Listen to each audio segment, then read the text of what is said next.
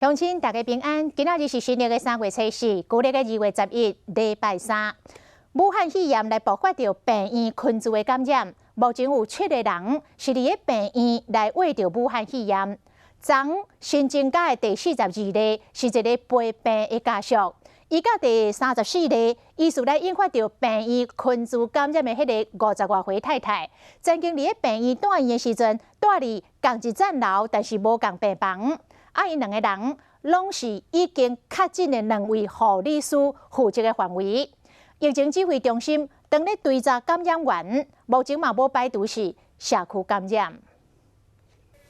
国内武汉肺炎头一件院内感染已经累积7个人，其中24到34案，2位中年妇人人拢还未找到感染源头。对疫调发现也未找到源头的34甲上新的42案，伫同一个区域无共病室，大号拢是36到37案护理师的照顾范围。其中第36护理师有甲42案陪病家属接触过，被怀疑可能是感染源。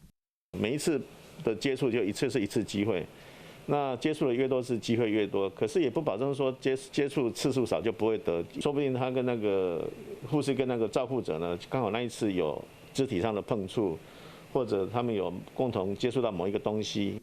指挥中心已经咧厘清院内感染的源头，但专家怀疑无排除是社区感染。要厘清是院内感染还是社区感染，还是有它的重要性的哈。把那个区域工作人员的血抽出来验抗体。